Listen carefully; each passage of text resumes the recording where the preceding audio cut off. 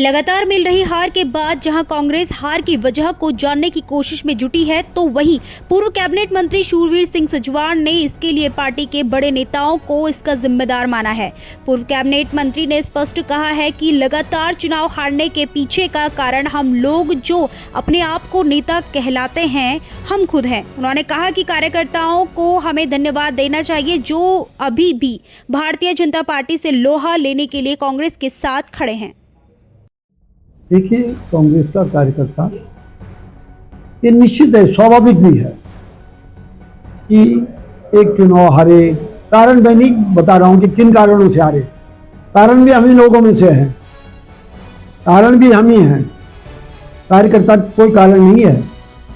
हम लोग जो अपने को नेता कहते हैं वही कारण है, और जिन कारणों से भी कांग्रेस लगातार हारती रही है, तो कार्यकर्ता का डिमोलाइज होना राज्य में नर्सिंग अधिकारियों के 1500 पदों पर भर्ती प्रक्रिया पूर्ण करवाने के लिए नर्सिंग महासंघ द्वारा आयोजित कार्यक्रम में मुख्य अतिथि स्वास्थ्य मंत्री डॉक्टर धन सिंह रावत ने कहा कि वर्षवार 3000 नर्सिंग अधिकारियों को रोजगार देने का लक्ष्य रखा गया है। अभी तक 3000 में से 1500 लोगों को नियुक्ति मिली है। 10 अप्रैल से पहले सभी लोग ज्वाइन कर लेंगे। स्वास्थ्य मंत्री ने कहा, नर्सिंग अधिकारियों को 2 सप्ताह के भीतर नियुक्ति दी जाएगी।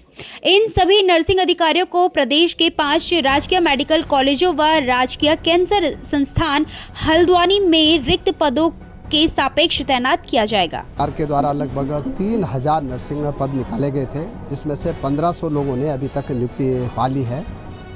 और मैंने आज कहा है कि 30 मार्च तक हम ये जो 1500 लोग हमारे मेडिकल कॉलेज में जाने वाले हैं, उनकी नियुक्ति पत्र देने के हमने आज कहा है कि 30 मार्च तक हम नियुक्ति पत्र देंगे, ताकि 10 अप्रैल से पहले सब लोग ज्वाइन कर लेंगे।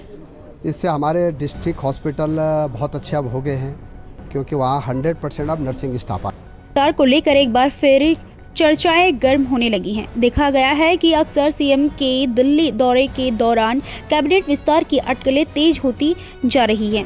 माना जा रहा है कि केंद्र से हरी झंडी न मिलना ही इसमें देरी की वजह है। वहीं पूर्व कैबिनेट मंत्री चंदन रामदास के निधन के बाद धामी कैबिनेट में खाली कुर्सियों की संख्या 4 हो चुकी है।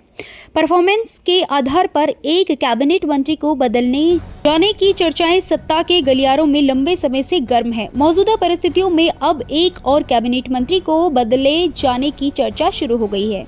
भाजपा अध्यक्ष महेंद्र भट्ट ने एक बार फिर मंत्रिमंडल में विस्तार की बात कही है। इससे मंत्रियों के विभागों में फेरबदल की भी संभावना है। देखिए, मंत्रिमंडल के बारे में मुख्यमंत्री को निर्णय लेना है, और बहुत जल्दी, क्योंकि उत्तराखंड के अंदर विस्तार होना है, वो विस्तार होगा। जहां एक और कांग्रेस चुनाव हारने के बाद भाजपा के ऊपर षड्यंत्र रचाने का आरोप लगाती है, तो वहीं जब प्रदेश में भाजपा को हार का सामना करना पड़ता है तो वह अपने संगठन को मजबूत करने के काम में जुट जाती है। वहीं उत्तराखंड में एक के बाद एक चुनाव हारने के बाद कांग्रेस अब ईवीएम मशीन हैकिंग जैसे आरोप लगाने से बचते हुए नजर आ रही है। कांग्रेस प्रदेश अध्यक्ष करण मेहरा का एक नया बयान सामने आ रहा है, जिसमें उन्होंने कहा कि ईवीएम में कई चीजें ऐसी हैं जिनको प्रूफ करने में दिक्कतें आ रही है। ईवीएम में कई चीज़ें हैं जिसको प्रूव करने में दिक्कतें आ रही हैं, लेकिन ये जो इलेक्टोरल में जो दिक्कतें हैं, नाम कटना और जुड़ना, इसके तो कानून बने हैं। और ये फिजिकल होना है, आपको रजिस्टर्ड डाक भेजनी है, ये फिजिकल है। आपको व्यक्तिगत रूप से बीएलओ को वहाँ जाना है और उसकी रिपोर्ट्स प्रस्तुत करनी है, व्यक्ति से मिलना है, ये सब कुछ। और फाइनल नॉमिनेशन के बाद जो परिवर्तन हो रहे हैं, नाम शिफ्ट हो रहे हैं, वो बड़ा खतरनाक गेम है, और उसको हम लोग अब समझ पाए हैं, और इसी को लेकर हम जनता के बीच में जा रहे हैं, और हम प्रूव करेंगे इस चीज़ को कि ये हुआ है। ये क्या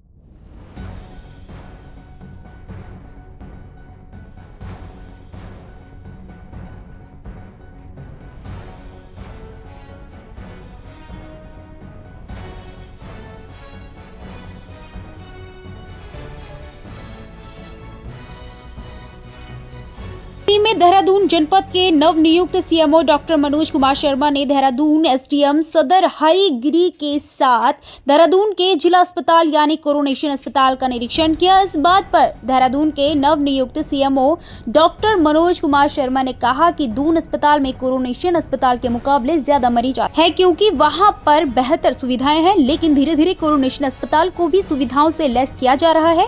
साथ ही उन्होंने कहा कि